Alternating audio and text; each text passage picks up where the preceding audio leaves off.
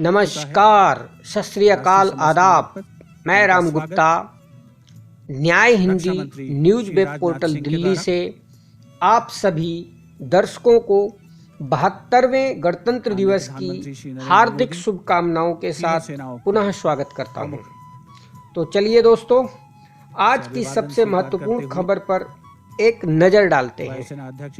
दोस्तों, खबरों का सिलसिला शुरू करने से पहले आप सभी दर्शकों से विनम्र निवेदन है कि आप सभी हमारे इस न्याय हिंदी न्यूज चैनल को सब्सक्राइब जरूर करें और महत्वपूर्ण खबरें आप तक पहुंचती रहें, इसलिए बेल आइकॉन को जरूर प्रेस करें।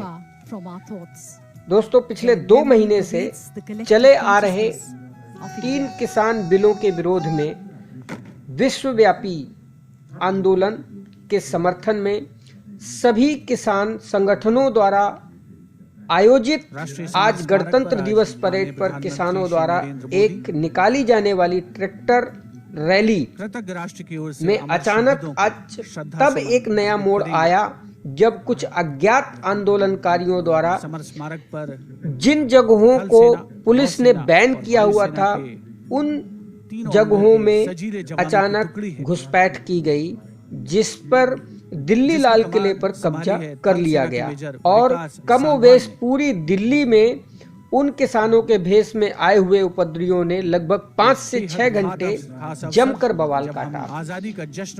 उसी बवाल के दौरान लगभग 83 से ज्यादा पुलिसकर्मी घायल हुए, जिनका नजदीकी अस्पतालों में इलाज चल रहा है।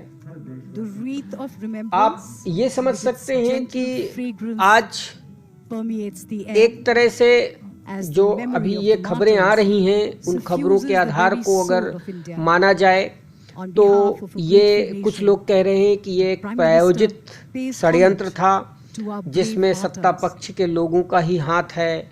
किसानों द्वारा साफ अभी प्रेस कॉन्फ्रेंस की गई है तो उन्होंने इस से पल्ला झाड़ लिया है। तो खैर, ये जांच का विषय है। मैं आज अभी इस विषय के इतर में एक और विषय पर आप सबका ध्यान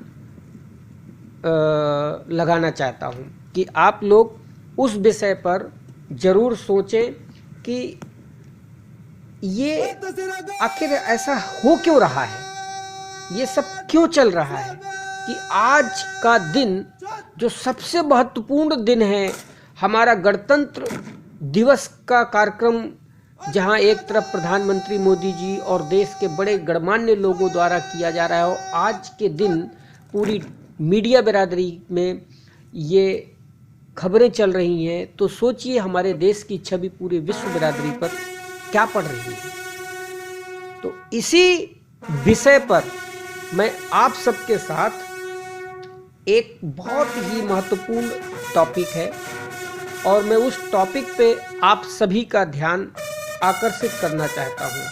और ये जो टॉपिक है गणतंत्र वर्सेस गुणतंत्र, अर्थात डेमोक्रेसी वर्सेस मेरिटोक्रेसी। ये दोस्तों, डेमोक्रेसी का मतलब तो आप समझ गए, लोकतंत्र अर्थात गणतंत्र। अब ये जो मेरिटोक्रेसी है, वो मेरिटोक्रेसी का मतलब क्या है? डेमोक्रेसी का मतलब तो हो गया गणतंत्र और मेरिटोक्रेसी का मतलब हो गया गुणतंत्र। गुणतंत्र का मतलब पात्रता, पात्रता अनुसार पद नियुक्ति का तंत्र। इससे क्या होगा, उसी विषय पर मैं आप सबको आज एक बहुत ही विशेष जानकारी देना चाहता हूं। दोस्तों, ये जितने भी उपद्रव हो रहे हैं, देश ही नहीं पूरी दुनिया में जो कुछ भी ये बवाल चल रहा है, चाहे वो राजनीतिक हो, चाहे वो आर्थिक हो, चाहे वो सामाजिक हो, इन 3 स्तर पर जो भी ये अन्याय जनित कार्यक्रम संचालित किए जा रहे हैं, उसका मूल में एक ही बात आती है, और वो है कि हमने अपने जीवनचर्या में, अपने आसपास के दायरे में भीड़ तंत्र को हावी होने दिया है, और जो हमारा वास्तविक गुणतंत्र है उसे हमने भुला दिया है। वास्तव में गणतंत्र नहीं होना चाहिए था, गणतंत्र की जगह गुणतंत्र होना चाहिए था। अगर हमारे देश में गणतंत्र की जगह गुणतंत्र दिवस मनाया जाता, अर्थात डेमोक्रेसी की बजाय मेरिटोक्रेसी को लागू किया जाता, तो आज हमें ये दिन नहीं देखना पड़ता। इसकी मूल में जो बातें आती हैं वो मैं आपको और विशेष डीपली मैं आपको बता देता हूँ कि अभी भी समय है गणतंत्र में सुधार करके उसे गुणतंत्र में परिवर्तित किया जा सकता है। इसका एक बहुत ही बेहतरीन न्याय प्रस्ताव भी है एक संस्था के पास जो हरिद्वार से संचालित है। उन्होंने सरकारों को भेजा भी है और इस विषय पर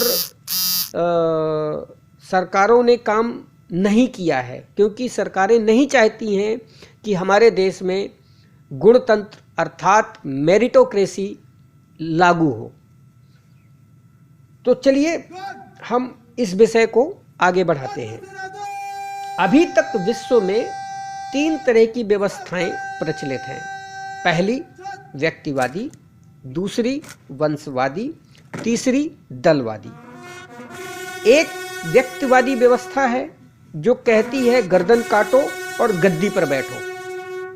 इसे जंगलियों का कबीला तंत्र भी कह सकते हैं। दूसरी व्यवस्था वंशवादी व्यवस्था है, जिसमें किसी एक ही वंश का व्यक्ति गद्दी पर बैठता है और सारी दुनिया के तथाकथित धर्मशास्त्र इस वंशवादी व्यवस्था को ही स्थापित करते और उसी की स्तुति करते नजर आते हैं।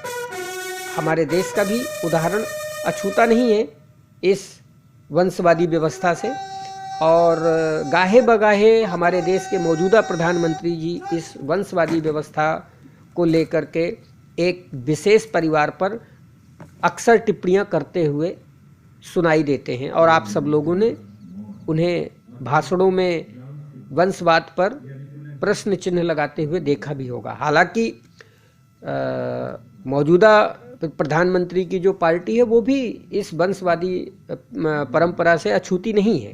खैर, हम आगे बढ़ते हैं तीसरी व्यवस्था पर। तीसरी व्यवस्था है दलवादी। दलवादी व्यवस्था जो कई वंशों का जोड़ होता है, यानी उसके गठबंधन बोलते हैं। यह दल तंत्र रूसों की दी हुई है। रूसो एक महान विचारक था, क्रेसी। रूसो की इस एक किताब ने 300 सालों में सारे व्यक्ति तंत्र और वंश तंत्र को विदा कर दिया और गणतंत्र को स्थापित किया, जो आज पूरी दुनिया में लगभग स्थापित हो चुका है। परंतु उन वंशों ने मिलकर क्या बना लिया? पार्टियां, और जिसके अंदर आप देखते हैं व्यक्तिवादी और वंशवादी ही छिपे बैठे हैं। पूरा देश कुपात्र नेता और कुपात्र प्रशासनिक अधिकारियों, कुपात्र वणिक और कुपात्र किसानों का शिकार बना हुआ है। अब मैं ये बातें क्यों कह रहा हूं?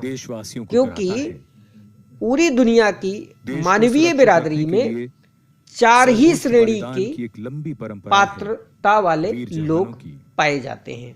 एक कृषि कर्म करने वाले, दूसरे व्यवसायिक कर्म करने वाले यानी वणिक, और तीसरे जो है प्रशासनिक अधिकारी जिन्हें हम एडमिनिस्ट्रेशन डिपार्टमेंट कहते हैं, और चौथे हैं हमारे लीडरशिप यानी नेतृत्व कर्मी। ये तीनों व्यवस्थाएं शक्ति के सिद्धांत पर आधारित है, किंतु जो न्यायशील प्रस्ताव है जिसे गुणतंत्र कहा गया है, जिसे मेरिटोक्रेसी कहा जाता है, वो सत्य के सिद्धांत पर आधारित है। यह मेरिटोक्रेसी पात्रता अनुसार पद नियुक्ति की व्यवस्था पर आधारित है। तो आइए हम इसे और विस्तार से समझें। मेरिटोक्रेसी एक्चुअल क्या है, अर्थात गुणात्मक गणतंत्र क्या है। वास्तव में गुणात्मक गणतंत्र होना चाहिए था हमारे देश में, लेकिन दुर्भाग्य से वो गणतंत्र ही रह गया। अर्थात वंशवाद और शब्द नहीं है, क्या कहते हैं उसे, व्यक्तिवाद, व्यक्तितंत्र और वंशतंत्र, इन दोनों का गठजोड़ हो करके वो बन गया आज का वर्तमान का गणतंत्र। तो चलिए हम समझ लेते हैं और इसे विस्तार से। पात्रता अनुसार पद नियुक्ति का जो न्याय प्रस्ताव है वो 4 श्रेणियों में विभक्त होता है। PQ यानी शरीर से बलवान, सुपुष्ट, सुदृढ़ लोग, मतलब खेती, उद्यान, पशुपालन इत्यादि कृषि क्षेत्र में कार्य करने योग्य, उन्हें कृषि कर्मी कहा जाता है। दूसरे हैं IQ यानी इंटेलेक्चुअल कोशेंट वाले, मानसिक क्षमता वाले, विचारशील, वाक्पटु, तार्किक लोग, अर्थात व्यापार, उद्योग, व्यवसाय इत्यादि वाणिज्यिक क्षेत्र में कार्य करने योग्य, उन्हें वाणिज्य कर्मी कहा जाता है। तीसरे राजपथ की ओर EQ इमोशनल कोशेंट वाले, भावनात्मक क्षमता वाले, संवेदनशील, व्रतशील, प्रेम पूर्ण लोग, अर्थात लोक रक्षक, लोकपालक और लोक सेवक इत्यादि। ये राजकीय क्षेत्र में कार्य करने योग्य राज्यकर्मी कहलाते हैं। आप सिंपल भाषा में इन्हें चपरासी से लेकर राष्ट्रपति तक के पद पर जो नियुक्त होते हैं उनको आप EQ लेवल के श्रेणी का मान सकते हैं। चौथा है SQ स्पिरिचुअल कोशेंट, अर्थात आत्मिक क्षमता वाले, विवेकशील, समदर्शी, निष्पक्ष, न्यायकारी लोग, अर्थात विधायन, मंत्रित्व, न्यायिक इत्यादि नेतृत्व क्षेत्र में कार्य करने योग्य, जिन्हें नेतृत्व कर्मी कहा जाता है। दोस्तों, आप समझ गए होंगे कि ये गुणात्मक गणतंत्र की आवश्यकता क्यों है। इसलिए कि अगर यह गुणात्मक गणतंत्र अर्थात मेरिटोक्रेसी को आज इस देश में लागू कर दिया जाए तो ये जितने भी बवाल हो रहे हैं, चाहे वो किसानों द्वारा किया जाने वाला हो, चाहे वो व्यापारियों द्वारा किया जाने वाला हो, चाहे वो राजकीय कर्मचारियों द्वारा किया जाने वाला हो, और चाहे हमारे देश की लीडरशिप द्वारा किया जाने वाला हो, किसी देशद्रोही कार्य, ये सारे के सारे एक दिन में समाप्त हो जाएंगे अगर हमारे देश में गणतंत्र दिवस की बजाय गुणात्मक गणतंत्र दिवस मनाया जाए, अर्थात डेमोक्रेसी की बजाय मेरिटोक्रेसी को हमारे देश में लागू किया जाए।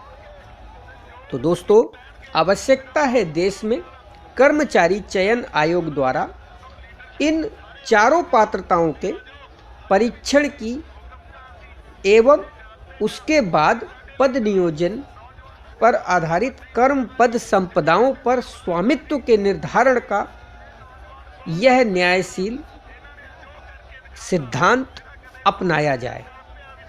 मानव में विकसित हो सकने वाली इन्हीं चारों क्षमताओं को क्रमशः बल, वाणी, व्रत, विवेक भी कहा जाता है।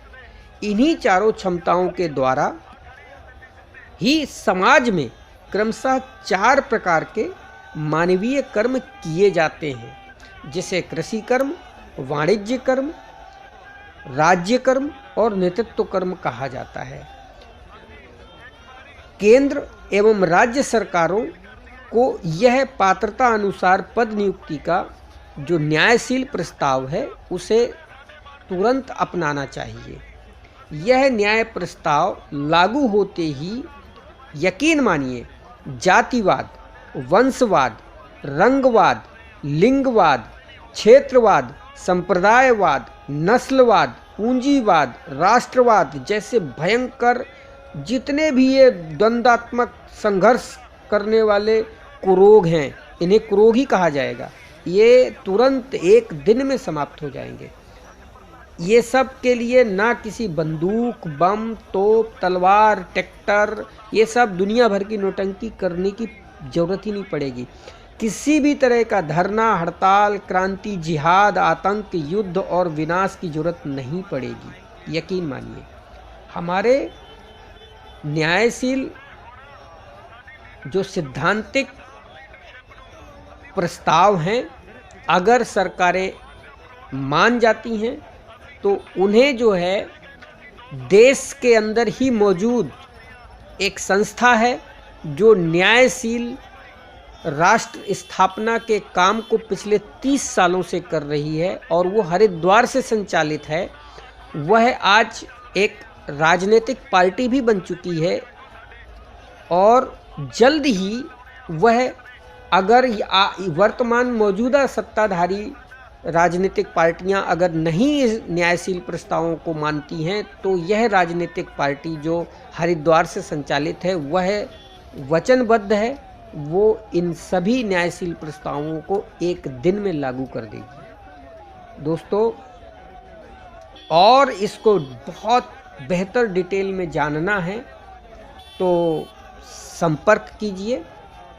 आप इस वीडियो क्लिप के माध्यम से कमेंट बॉक्स में आप मैसेज कर दीजिए, आपको और भी डिटेल में इस विषय पर पूरी जानकारी मिल जाएगी। वैसे तो मैंने आपको ब्रीफिंग कर ही दिया है, फिर भी मैं आपको और डिटेल में जानकारी दे दूंगा। कृषक पद आपको समझ में आ गया होगा, एग्रीकल्चरल पोस्ट, वणिक पद अर्थात कमर्शियल पोस्ट, रक्षक पद अर्थात एडमिनिस्ट्रेटिव पोस्ट और नायक पद अर्थात लीडरशिप पोस्ट। इनके लिए कुछ नहीं होता है। कृषक पद में शारीरिक क्षमता वालों के लिए खेती, उद्यान, पशुपालन संबंधी कृषि कर्मों हेतु प्रशस्त किए गए हैं, जो उन्हें दिए जाने चाहिए उनकी पात्रता और उनकी क्षमता को चेक करने के बाद। ठीक इसी प्रकार से जो वणिक पद के लायक हैं उनको कमर्शियल पोस्ट दिया जाना चाहिए, जिनकी मानसिक क्षमता जिनकी दुरुस्त है, उनके लिए व्यापार, उद्योग, व्यवसाय संबंधी वाणिज्य कर्मों पर उन्हें नियुक्त करना चाहिए। और इसी प्रकार जो रक्षक पद हैं, जिनके भावनात्मक क्षमता जागा हुआ है, उनके लिए जो है मुद्रा प्रबंधन, राजस्व अर्जन और लोकपालन संबंधी जो भी राज्य कर्म हैं उन पर उनको पद नियुक्ति मिलनी चाहिए। और जो चेतनात्मक क्षमता वाले लोग हैं उनको विधायन, मंत्रित्व और निर्णयन संबंधी जो नेतृत्व कर्म हैं वो उनको पद, कर्म और संपदाओं का स्वामी बनाना चाहिए। यही मूल आधार है मेरिटोक्रेसी का। यकीन मानिए, हमें हमारे देश में चाहे कोई कुछ भी कहे, गणतंत्र दिवस को मैं आज तक नहीं समझ पाया। और मैं ही नहीं, आप लोग खुद सोचिए कि ये मतलब अजीब ऐसा लगता है जैसे कि एक ज़बरदस्ती हमारे ऊपर थोप दिया गया है। किसी भी ऐसा कुछ आपको फील होता है कि हम लोग वास्तव में गणतंत्र का हिस्सा हैं? हम किसी भी सुबह सो करके आप जगते हैं, रात को सोने जाते हैं, उस दौरान आपके साथ व्यवहारिक जीवन में जो घटनाएं होती हैं, ऐसा कहीं फील अगर होता हो कि आप वास्तव में डेमोक्रेसी अच्छी व्यवस्था है, तो आप लोग डेमोक्रेसी में जीने के लिए स्वतंत्र हैं। लेकिन जिन लोगों को लगता है कि नहीं, इस देश में डेमोक्रेसी नहीं, मेरिटोक्रेसी होनी चाहिए, तो मेरी आप सब से अपील है कि आप लोग इस मिशन का हिस्सा बनिए, इस संस्था के साथ जुड़िए और इस राजनीतिक पार्टी है जो इनकी, उसके स्थायी मेंबर बनिए और न्यायशील स्थापना की मुहिम का हिस्सा बनिए, क्योंकि वास्तव में यह देश ही नहीं पूरी दुनिया को न्यायशील व्यवस्था देने के लिए पिछले 30 सालों से प्रयास कर रही है और लाखों हजारों अपने न्यायकर्मियों को प्रशिक्षित कर रही है और घर घर अपने न्याय प्रस्तावों को पहुंचा रही है। दोस्तों, आप सबको जानकारी होगी मेरे बारे में, मैं भी इस संस्था का हिस्सा हूं और ये चैनल पूरी तरह से उस संस्था के न्यायशील प्रस्तावों के लिए समर्पित है। तो आप सभी हमारा इस चैनल के माध्यम से जुड़िए और इस वीडियो क्लिप को ज़्यादा से ज़्यादा लोगों तक पहुंचाइए और उन्हें बताइए कि हमें वास्तव में डेमोक्रेसी चाहिए या मेरिटोक्रेसी चाहिए। उम्मीद करता हूं कि आप लोगों को आज गणतंत्र और गुणतंत्र का अंतर समझ में आ गया होगा। बड़ा सिंपल सी भाषा में गणतंत्र का मतलब भीड़ तंत्र है और गुणतंत्र का मतलब है ज्ञान तंत्र। सही वरीयता क्रम में लोगों को उनके कर्म, पद और संपदाओं का स्वामी बनाने का व्यवस्था, यानी कि मेरिटोक्रेसी अर्थात वह व्यवस्था जो वास्तव में किसान जो बनने लायक है उसे किसान का कर्म, पद और संपदाएं सौंपी जाएंगी। जो वास्तव में बनिया बनने लायक है, जिसे व्यवसायी, व्यापारी और उद्यमी कहा जाता है, उसकी पात्रता, क्षमता का टेस्ट होगा और उसके टेस्ट के बाद उसकी जो कर्म, पद, संपदाओं से जुड़ा हुआ जो उसका कॉन्सेप्ट है, राष्ट्रपति पद तक जाने वाले राज्यकर्मी हैं, उनके लिए कर्म, पद, संपदाओं का उन्हें स्वामित्व दिया जाएगा उनकी पात्रता चेक करने के बाद। इसी प्रकार लीडरशिप के लिए पंच, सरपंच से लेकर के प्रधानमंत्री पद तक जो लोग भी काबिल लोग हैं, जिनमें काबिलियत है, उनकी पात्रता चेक की जाएगी और ये पात्रता चेक करने का कार्य कर्मचारी चयन आयोग करे और चुनाव आयोग करे।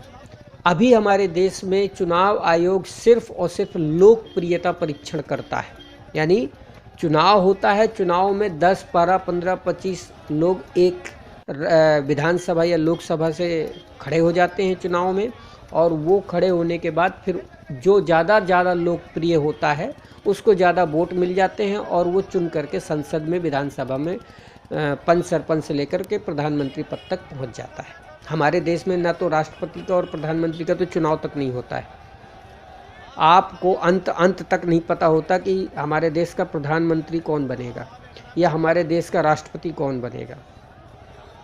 ये सब चीज़ें अन्यायपूर्ण हैं, अन्यायशील हैं और हमें ऐसे डेमोक्रेसी को इग्नोर करना चाहिए और इस डेमोक्रेसी के बदले हमें मेरिटोक्रेसी को लागू करना चाहिए। अगर आपको समझ में आता है तो ज़रूर इस मिशन का हिस्सा बनिए।